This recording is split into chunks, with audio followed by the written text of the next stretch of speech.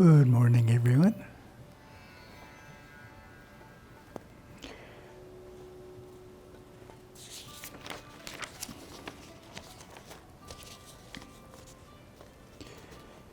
This morning we're focusing on Gurudeva's mambashum number 6, starting with a few short definitions.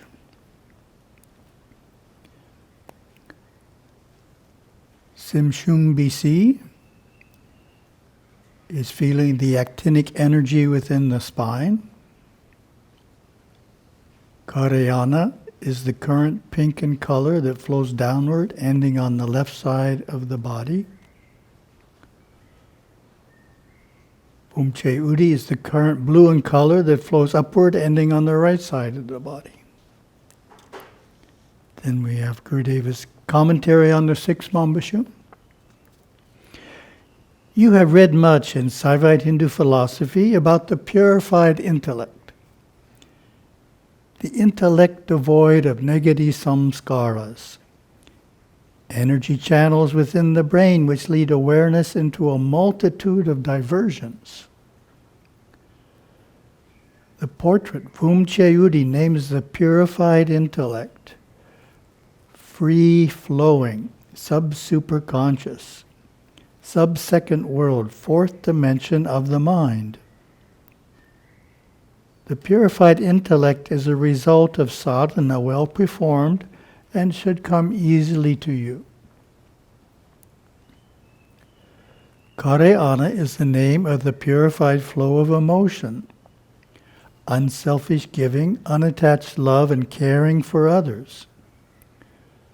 Karayana force and true Vumche Udi force, purified intellect unfettered by suppressions or repressions, delusions or subconscious ill feelings, lay the foundation most necessary for deeper meditation.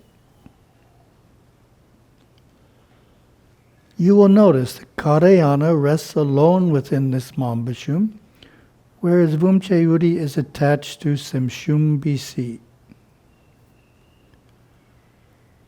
The totality of superconsciousness resides within the action of Shum BC, the home of Lord Skanda. In this Shum BC mambashum, we can clearly see that Karayana is the key to not only attaining the purified intellect of Vumche Udi, but to actually being Shum BC. Here, Namutana, first inner light experience, is experienced. Neem begins to flow in Insof and Kaif, and Im Kaif are the result. For Karayana to become you, or for you to become the state that this portrait names, your emotional actions in the sub-second world while asleep at night must be irreproachable. Your physical body should be made as supple as a willow branch through the daily, twice daily or thrice daily performance of Banasana, Hatha Yoga. Kali Basa and much Nikashum Ushum Nam are the greatest of aids in becoming Karayana. That Deva-like state, that celestial second world state that each Saivite works to attain. For how is it possible to attain to Vumche Udi, that crystal clear intellect, while holding on to emotional conflicts of the past, the feelings of resika, a disturbance between people, and simrevi, a parting of friendship? Even during vigil and Shumna Ni-Imph will flow out of the Si-Imph contained area of awareness while meditating on the mambashum of the day. Si-Imph will be explained a little later on. Again, it is through the transmuted force from Namche Vum to Remche Nali. Once Remche Nali is stimulated, that the omnia, personality, becomes deva-like, and the state of karayana is reached. The meditator then is well on his way to Vumche and the full-time experience of Shum BC, this mambashum relates. It is possible to experience namutana and then drop out of that state to karayana and Vumche, or become clouded by forces of the Dharma by not living a balanced life, or by picking up the emotions of others and feeling them as your own. Do not try to experience namutana a second time to reacquire the clarity you once had. Simply seek for the full being of Shum BC. Therefore, Shum BC is the keynote not only to free-flowing awareness being maintained, but also for the inner light in the head to shine 24 hours a day, and for awareness to hover in Insof, within the mambashum held steady by purified intellect and emotion, the result of sadhana well performed. Karayana is likened to the Ida force, and Vumche to the Pingala force. When these two pranas are purified of Sikam Chacha, Rasika, and Simravi, then the Sushumna force, Shum BC, is felt and lived in.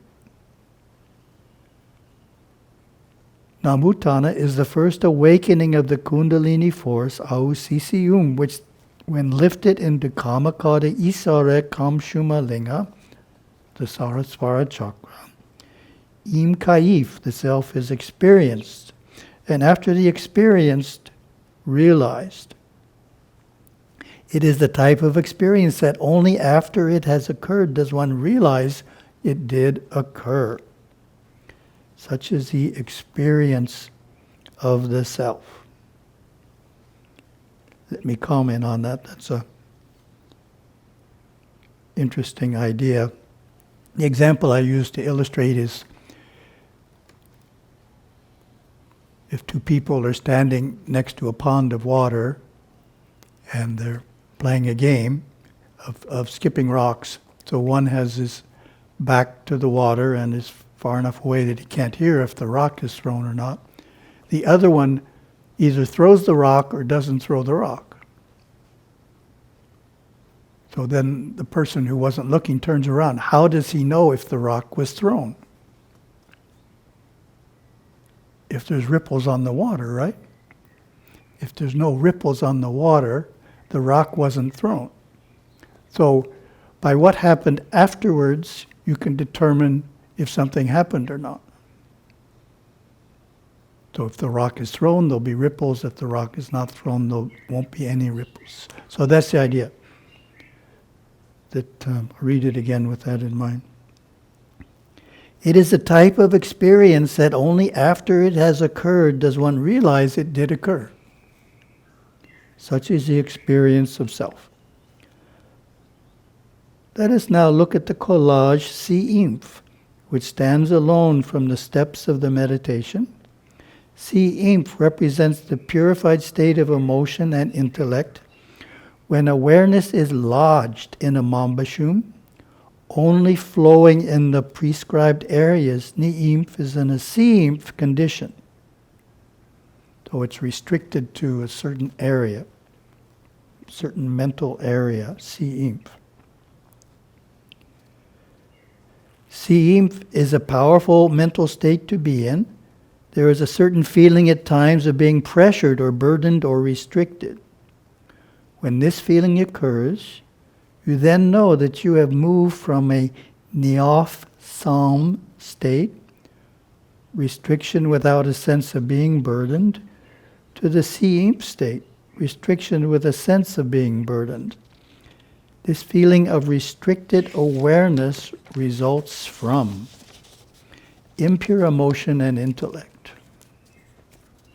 When you feel this way, know that you are not in Shum BC, as Mambashum 6 indicates we should be, having attained to Karayana and Vumche, purified emotion and intellect.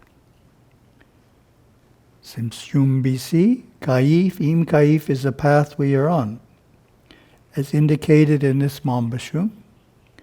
But until Karayana and Vumche have been attained, Shum BC will not be felt strongly enough as a total experience to produce Namutana. It is after Namutana that the light in the head marks the path clearly day and night, and Si-Imf becomes a happy state, free from the poles of the first world. Then Kaif can be experienced for long periods of time, long enough perhaps that Im Kaif can be realized.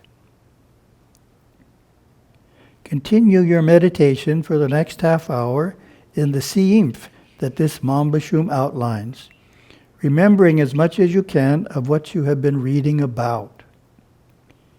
Each time Ni-Imf flows out of the Si-Imf of this meditation into other portraits, monograms, collages, or Si-Kam Cha-Cha, on the in-breath, gently pull it back into the Si-Imf condition of the mambashum. Of course, all of these mambashum are Si-Imf areas. For Shum Na-M itself is a Si-Imf condition, and the mambashum is the square that holds Ni-Imf, flowing awareness within it. Therefore, the sadhana of Shum Na-M is to control Ni-Imf through Kalibasa, for breath awareness and willpower are all one and the same. This is why we perform Nadi Sodhana Pranayama prior to meditation upon the mambashum. It's the cross breathing, and it's done first, because once you start the mambashum, you don't move. So if you want to do Nadi Sodhana, you do it before you start. This is why we perform Nadi Sodhana Pranayama prior to meditation upon the mambashum. Therefore, when Ni-Imf flows out of the mambashum, bring it back on the in-breath. If Ni-Imf is unruly and continues to move out of the Si-Imf, then after the in-breath, hold the breath. It is difficult for Ni-Imf to move when the breath is held. Ni-Imf then becomes Mimf, a state of awareness that remains stationary and focused. Study this out for yourself by reading this paragraph over several times, and then practicing diligently the control of Ni-Imf through the control of breath, through the use of your will. This is the practice to be performed within this mambashum. A wonderful day.